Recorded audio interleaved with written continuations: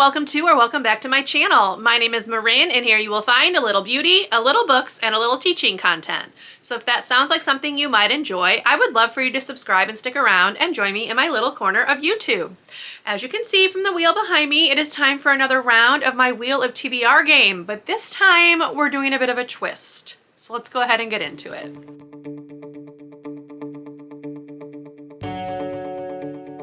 So as you can see, I have pulled off almost all of the prompts on my wheel, with one exception. That's 23 and 2023. And that is because for the next 3 months, September, October, and November, I am going to be doing like themed wheels. So I'm calling this in my head Series September. So during the month of September, my goal is going to be to read as many series books as possible. And that's what I'm going to set my wheel up with. Now, I am actually going to spin the wheel 7 times today. 7 times, okay? Because there are 7 series that I'm hoping to finish in the next 4 months. Now, is that going to guarantee that I'm going to land on those 7 series? No, but it gives me more of a chance. I'm also leaving the 23 and 2023 prompt on the wheel because I do still want to read 2 books per month. So that's staying on there, but I'm going to put new prompts up for the rest of them. Now, because there are not very many opportunities to spin, I created a list of 20 titles, and they are like specific titles. So I'm going to give you an example. Okay, so like here is an actual title of the next book in the series. So in this bowl, I have put the books that I need to read for the month of September. So I have all of those next 7 books in the series that I'm trying to finish. Plus I have the Literally Dead Book Club pick, my buzzword pick, and I think that's it. So we're just going to use this bowl to help me put them up there. This is not going to be fancy. These are like really flimsy paper, and I'm taping them up on the wheel because I don't want to waste Velcro on them, because after this month it's going to be done. So I'm going to start with the mandatory, for lack of a better word, reads, and put those up first, and then we'll fill in any remaining ones with like the non-mandatory reads. But before I do that, I'm going to go ahead and do a little recap for my reading in August. Spoiler, it wasn't great. So let me go ahead and show you where I'm at. So before I get started, I do want to mention that I had a book on my either March or April TBR, I can't really remember, which was Big Little Lies.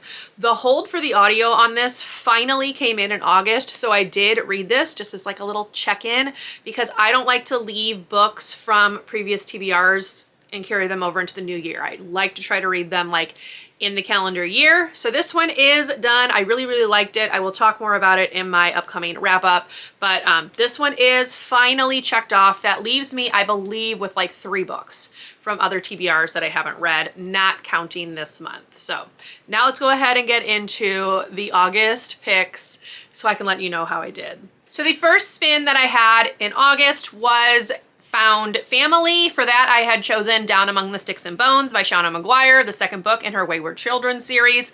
And I did read this one. I actually quite enjoyed it, to the point where I am going to read the 3rd book. So that was kind of a surprise, because I was sure I was going to DNF this series, but this turned out to be a winner. So this one is read. The next spin gave me Agatha Christie, and for that I chose Murder on the Orient Express. I am currently listening to this on audio. I just started it today. It's not a very long audiobook, about 7 hours, so I'm thinking I'll be done with it within the first 3 days of this week. So it will be done before the end of the month, but it is not done yet. Then I landed on ebook, and for that I chose The Clue in the Jewel Box, which is the 20th Nancy Drew book by Carolyn Keene. I have not started this one, but I know that I can get it done before the end of the month. I can get them done in like under 2 hours, give or take. So I'm going to give that one a read this week. It will be done, but it's not done yet. The next pick gave me a thriller, and for that I chose A Twisted Love Story by Samantha Downing. I'm not done with this one either. I'm right here. My goal is to finish this today, so it will be done before the end of the month, but it's not done yet. Are you noticing a theme? And then the last pick gave me Water on the Cover, and for that I'd chosen A River Enchanted by Rebecca Ross. I haven't even started this. I am not going to get to this before the end of the month, so this one is going to have to be carried over into another month. So I'm not going to get to this one in August. My goal will be to read it by the end of the year, but it didn't happen in August, and that's okay. Now, I did do other reading throughout the month of August, not a lot. I read a ton of books in July, and I feel like I was just kind of like burned out a little bit this month. So I wasn't like super interested in reading a lot this month. I have read, you know, a decent amount of books. I think I'm at 6 books right now, but almost all of them were not on my TBR. So it didn't help, you know, that I didn't focus on those books. But as I said, I wasn't really feeling reading. I did a lot of audiobooks this month. That's kind of how I managed to get any reading done. So because of that, my numbers are a little lower, but it's all good. It's a new month and we're gonna see what I can manage in September. So let's go ahead and set up the wheel. So to create this month's TBR, I put together just a list of 20 books, 20 series books, minus the Literally Dead Book Club pick and my buzzword pick. And that's what I'm going to use to fill this wheel up. So as I mentioned, I've got them in this bowl. We're just going to go ahead and stick them up there. I wanted to like keep it random. So, you know, they're like this. So we're just gonna reach in, plop them on there. So I am keeping it on the same like pie slice that it stopped on, just because that's what I normally do. And we're gonna go ahead and fill the wheel in right now. Okay, so here we go. Let's put the prompts on.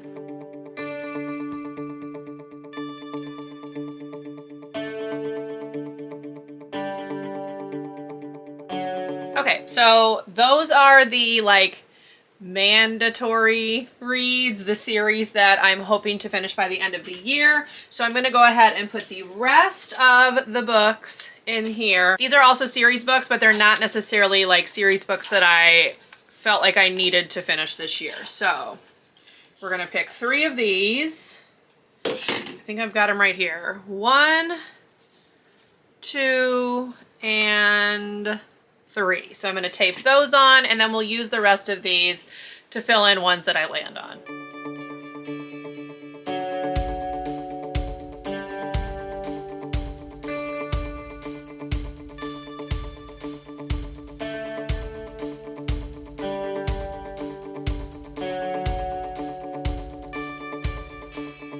Okay, apologies. I keep playing with the angle because I'm trying to figure out the best way. But here we are. They're all on here. I'll talk about the books like when and if I land on them. But basically from here to here are the ones that I'm hoping to read this month.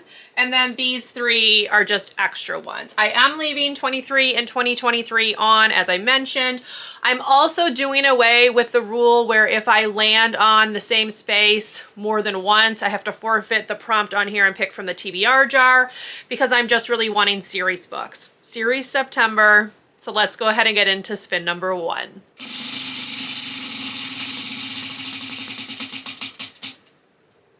Okay, and right off the bat, we have a 23 and 2023. Let me take a look and see which one I want to put on for that pick. Okay, so for the first 23 and 2023 prompt, I'm going to go with A Countess Below Stairs. This is by Eva Ibbotson.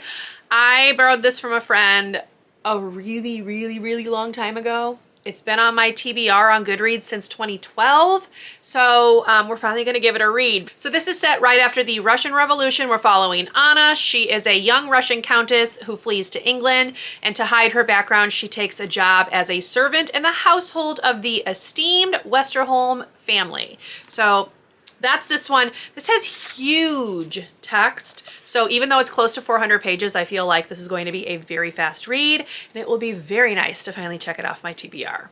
All right, spin number 2.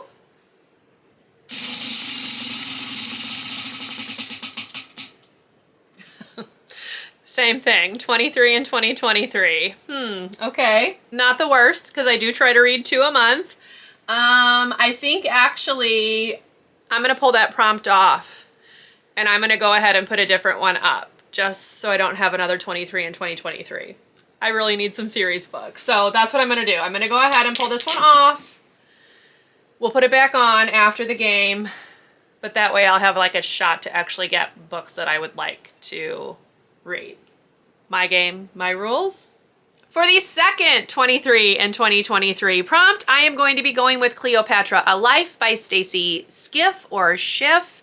Not sure how to pronounce it. I know there is an audio version available of this book, so I may listen to it and read it physically. There are some maps and things, so let me kind of show you. There are also footnotes, so I may have to do joint reading and listening at the same time because I may need to be able to refer back to the footnotes, but I am really excited to read this. I have had this forever. I'm finally gonna get it read and I'm pretty excited. All right, so let's pull out this one. This is Iona the Last Dragonite. It's the second book in that series. I read the first one a couple years ago. It was okay. So, not my favorite series, but I do own the sequel. So, you know, let's put it on the wheel. And now let's hope that I don't land on that space. So here we are, spin number 3.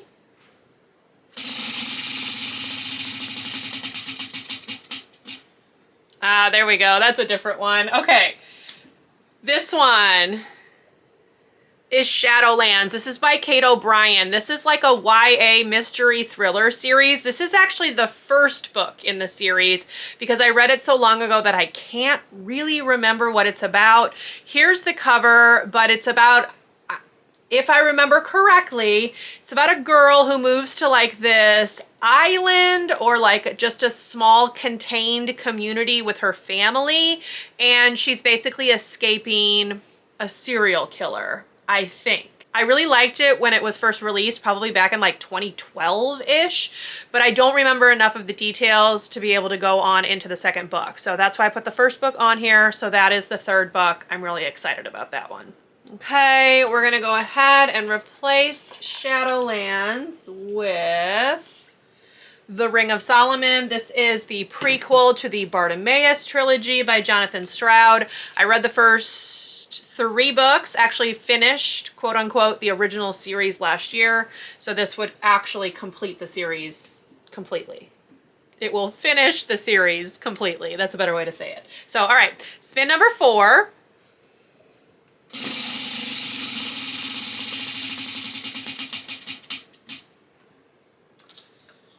Okay, this is P.S. I Still Love You. This is by Jenny Han. This is the second book in her To All the Boys I Loved Before series. I read that one last year. It was on my 23 and 2023 list. I enjoyed it. So this is the second book. All right, let's replace that one with this one, which is Chalice of the Gods. This is the upcoming Percy Jackson book that comes out in September. So I'm really excited about this one. I've pre-ordered it, so I would not mind at all if I land on this one. All right, spin number 5, which would usually be the last one, but we're doing 7 this month. So we have 2 left after this.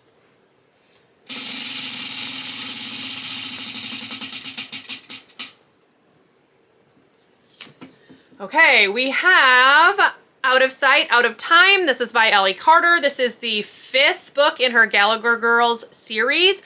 I read book 4 back in January, have been meaning to get to this book like several months and never managed it. So this can be the month I do it. I'm really excited. You're following a group of girls who attend like a all-girls academy where they study to become female spies.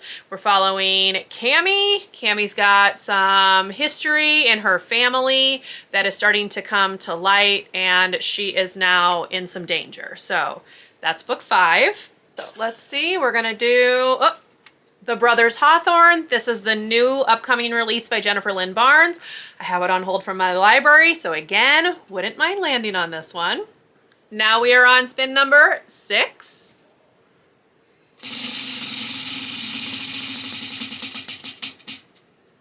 Ah, perfect. This is Chalice of the Gods by Rick Riordan. So this is the new upcoming Percy Jackson release. So yay, I'll be able to get to it when it gets to me.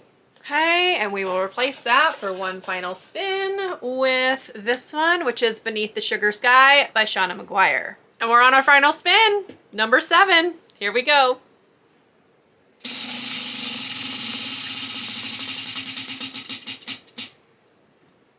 Okay. This one is European Travels for the Monstrous Gentlewoman by Theodora Goss, book 2 in the Athena Club series. I'm glad I landed on this one because this was on a previous month's TBR and I didn't get to it. So this is like two birds with one stone, if you will. And I will be able to cross this one off. This one is chunky. I think the audio is like 25 hours long. So this is going to take a little bit to get through, but I am really excited. If you're not familiar, the Athena Club series follows girls from classic tales, like daughters of characters from classic tales. The main character is Mary Jekyll of Dr. Jekyll and Mr. Hyde fame, and the girls are coming together, I believe, to like try to disrupt a secret society of like inventors, their fathers mostly, and there's some mystery, some intrigue. We have cameos from Sherlock Holmes and John Watson, and I really liked the first book. So this will be the second one. That's a good pick to end on. Okay, now I'm gonna end this video by taking all of these prompts off and replacing 23 and 2023 for next month. Remember, October is also going to be like a special edition. So lots of series that I didn't get to. I also did not get my buzzword or the Literally Dead book club pick on here. So that's not great, but we're gonna make it work. Hopefully I can get a lot of reading done in September and cross some series off my list. So let's reset this for next month and then we'll close out this video.